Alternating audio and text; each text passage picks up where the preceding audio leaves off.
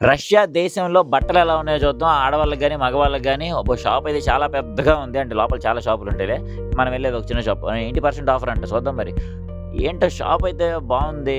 90% offer ఇస్తారా? ఏదో కొడతను సీనా? సర్లే రేటు చూద్దాం. వైట్ టీ షర్ట్ బానే ఉంది. కాస్ట్ ఎంత? ఏడు తిరుగమ్మా. Oh my God! Oh shit! మా నాయనమ్మ గట్టిగా 2 ఉతుకులైతే సినిగిపోయేటట్టుంది. కాస్ట్ ఎంత?